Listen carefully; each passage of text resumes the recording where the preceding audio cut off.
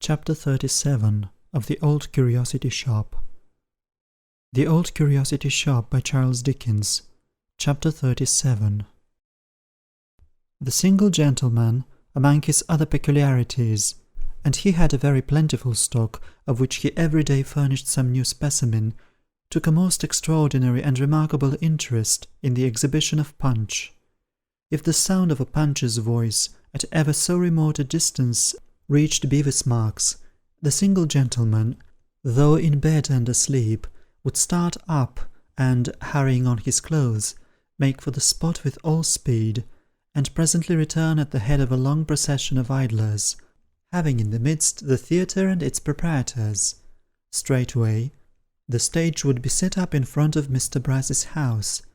The single gentleman would establish himself at the first floor window, and the entertainment would proceed, with all its exciting accompaniments of fife and drum and shout, to the excessive consternation of all sober votaries of business in that silent thoroughfare. It might have been expected that when the play was done both players and audience would have dispersed, but the epilogue was as bad as the play, for no sooner was the devil dead than the manager of the puppets and his partner were summoned by the single gentleman to his chamber, where they were regaled with strong waters from his private store, and where they held with him long conversations, the purport of which no human being could fathom. But the secret of these discussions was of little importance. It was sufficient to know that while they were proceeding, the concourse without still lingered round the house, that boys beat upon the drum with their fists and imitated Punch with their tender voices, that the office window was rendered opaque by flattened noses, and the keyhole of the street door luminous with eyes, that every time the single gentleman or either of his guests was seen at the upper window, or so much as the end of one of their noses was visible, there was a great shout of execration from the excluded mob, who remained howling and yelling and refusing consolation, until the exhibitors were delivered up to them to be attended elsewhere. It was sufficient, in short, to know that Bevis Marks was revolutionized by these popular movements, and that peace and quietness fled from its precincts. Nobody was rendered more indignant by these proceedings than Mr. Sampson Brass, who, as he could by no means afford to lose so profitable an inmate, deemed it prudent to pocket his lodger's affront along with his cash, and to annoy the audiences who clustered round his door by such imperfect means of retaliation as were open to him, and which were confined to the trickling down of foul water on their heads from unseen watering pots, pelting them with fragments of tile and mortar from the roof of the house, and bribing the drivers of hackney cabriolets to come suddenly round the corner and dash in among them precipitately. It may, at first sight, be matter of surprise to the thoughtless few that Mr. Brass, being a professional gentleman, should not have legally indicted some party or parties active in the promotion of the nuisance, but they will be good enough to remember that as doctors seldom take their own prescriptions, and divines do not always practice what they preach, so lawyers are shy of meddling with the law on their own account, knowing it to be an edged tool of uncertain application, very expensive in the working, and rather remarkable for its properties of close shaving, than for its always shaving the right person. "Come," said Mr. Brass one afternoon, "this is 2 days without a Punch. I am in hopes he has run through 'em all at last." "Why are you in hopes?" returned Miss Sally. "What harm do they do?" "Here's a pretty sort of a fellow," cried Brass, laying down his pen in despair. "Now here's an aggravating animal." "Well, what harm do they do?" retorted Sally. "What harm?" cried Brass. "Is it no harm to have a constant hallooing and hooting under one's very nose, distracting one from business and making one grind one's teeth with vexation? Is it no harm to be blinded and choked up, and have the King's highway stopped with a set of screamers and roarers whose throats must be made of brass?" suggested Mr. Swiveller. "Ah, of brass," said the lawyer, glancing at his clerk to assure himself that he had suggested the word in good faith and without any sinister intention. "Is that no harm?" The lawyer stopped short in his invective, and listening for a moment, and recognizing the well-known voice, rested his head upon his hand, raised his eyes to the ceiling, and muttered faintly, "There's another." Up went the single gentleman's window directly. "There's another," repeated Brass, "and if I could get a break and 4 blood horses to cut into the marks when the crowd is at its thickest, I'd give 18 pence and never grudge it." A distant squeak was heard again. The single gentleman's door burst open. He ran violently down the stairs, out into the street, and so past the window, without any hat, towards the quarter whence the sound proceeded, bent no doubt upon securing the stranger's services directly. "I wish I only knew who his friends were," muttered Sampson, filling his pocket with papers. "If they'd just get up a pretty little commission de lunatique at the Gray's Inn Coffee House and give me the job, I'd be content to have the lodgings empty for one while at all events." With which words, and knocking his hat over his eyes, as if for the purpose of shutting out even a glimpse of the dreadful visitation, Mr. Brass rushed from the house and hurried away.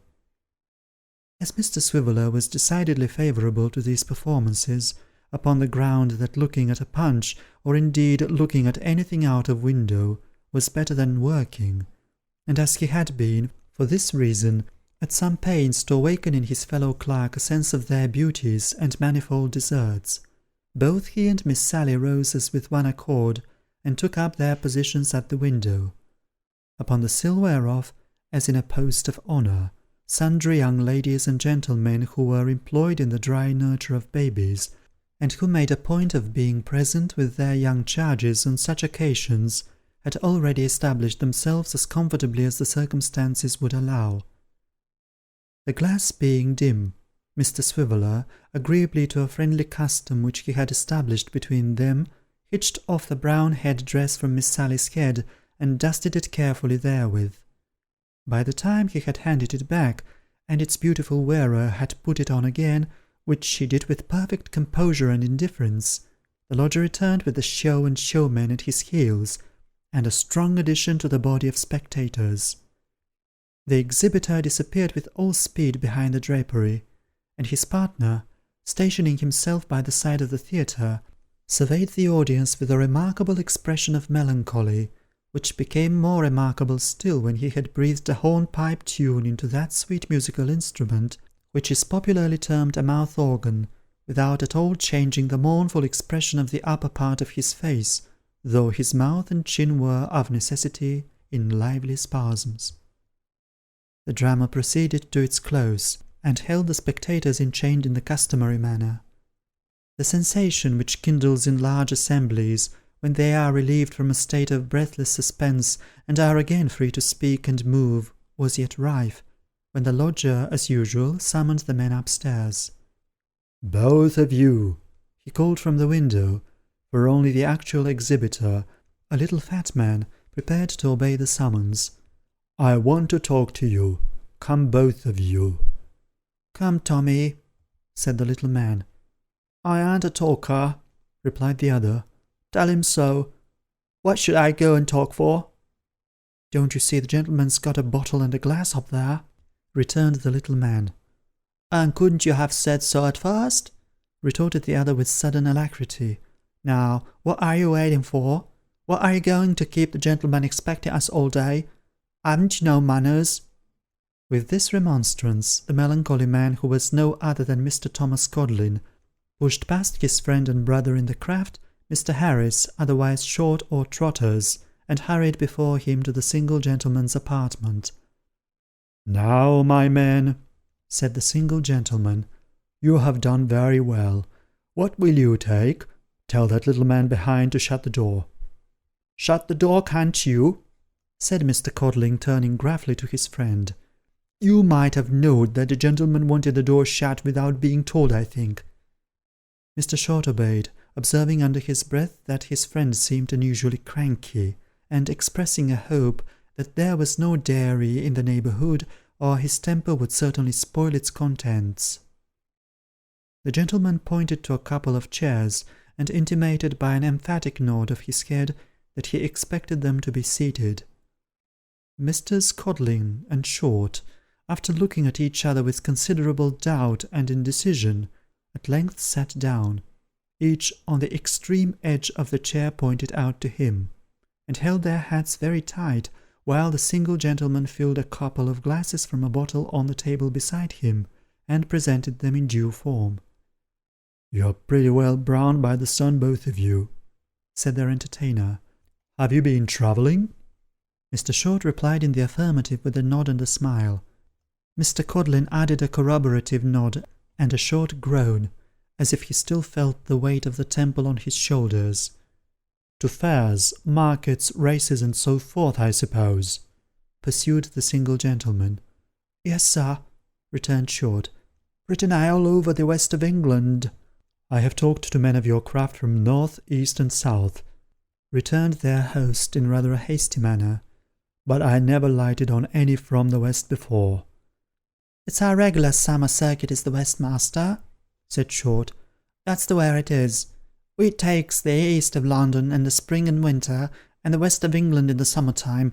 Many's the hard days walking in rain and mud, and with never a penny earned we've had down in the west." "Let me fill your glass again."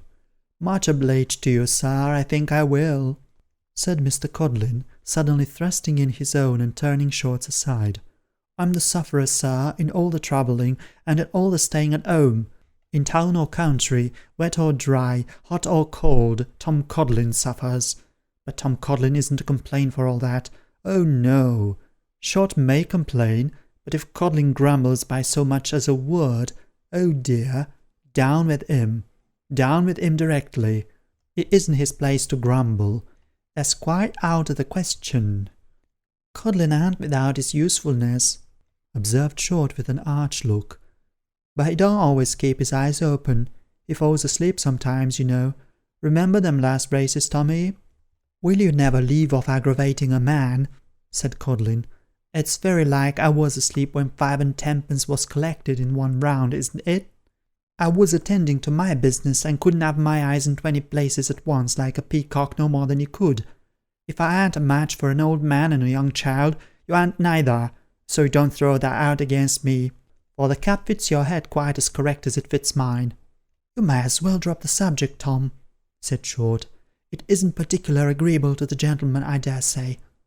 "Then you shouldn't have brought it up," returned Mr. Codlin, "and I ask the gentleman's pardon on your account, as a giddy chap that likes to hear himself talk, and don't much care what he talks about, so that he does talk." Their entertainer had sat perfectly quiet in the beginning of this dispute, looking first at one man and then in the other, as if he were lying in wait for an opportunity of putting some further question, or reverting to that from which the discourse had strayed. But, from the point where Mr. Codlin was charged with sleepiness, he had shown an increasing interest in the discussion, which now attained a very high pitch. "You are the 2 men I want," he said, "the 2 men I have been looking for and searching after. Where are that old man and that child you speak of?" "Sir," said Short, hesitating and looking towards his friend. "The old man and his grandchild who travelled with you, where are they? It will be worth your while to speak out, I assure you. Much better worth your while than you believe. They left you, you say, at those races, as I understand. They have been traced to that place, and they are lost sight of. Have you no clue? Can you suggest no clue to their recovery?" "Did I always say, Thomas," cried Short, turning with a look of amazement to his friend, "that there was sure to be an inquiry after them to travellers?" "You said," returned Mr. Codlin. "Did I always say that her blessed child was the most interesting I ever see? Did I always say I loved her and doted on her? Pretty creature, I think I hear her now. 'Codlin's my friend,' she says, with a tear of gratitude a-trickling down her little eye. 'Codlin's my friend,' she says, 'not Short. Short's very well,' she says. 'I've no quarrel with Short. He means kind, I dare say, but Codlin,' she says, 'has the feeling for my money, though he mayn't look it.'" Repeating these words with great emotion, Mr. Codlin rubbed the bridge of his nose with his coat-sleeve, and shaking his head mournfully from side to side, left the single gentleman to infer that, from the moment when he lost sight of his dear young charge, His peace of mind and happiness had fled. "Good heaven!" said the single gentleman, pacing up and down the room. "Have I found these men at last, only to discover that they can give me no information or assistance? It would have been better to have lived on in hope from day to day, and never to have lighted on them, than to have my expectations scattered thus." "Stay a minute," said Short. "A man of the name of Jerry. You know Jerry, Thomas?" "Oh, don't talk to me of Jerrys," replied Mr. Codlin. "How can I care a pinch of snuff for Jerrys when I think of that 'ere darling child? Codlin's my friend, she says, dear, good, kind Codlin, as is always a devising pleasures for me. I don't object to Short, she says, but I cotton to Codlin.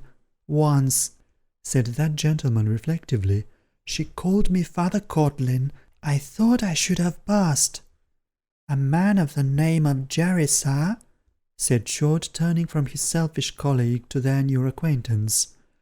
"What keeps a company of dancing dogs told me, in an accidental sort of way, that he had seen the old gentleman in connection with a travelling wax-work unbeknown to him. As they'd given us the slip and nothing had come of it, and this was down in the country that he'd been seen, I took no measures about it, and asked no questions, but I can if you like." "Is this man in town?" said the impatient single gentleman. "Speak faster." "No, he isn't, but he will be to-morrow, for he lodges in our house," replied Mr. Short rapidly. "Then bring him here," said the single gentleman. "Here's a sovereign apiece. If I can find these people through your means, it is but a prelude to 20 more. Return to me to-morrow, and keep your own counsel on this subject, though I need hardly tell you that, for you'll do so for your own sakes. Now, give me your address, and leave me." The address was given, the two men departed, the crowd went with them, and the single gentleman for 2 mortal hours walked in uncommon agitation up and down his room, over the wondering heads of Mr. Swiveller and Miss Sally Brass. Chapter 37.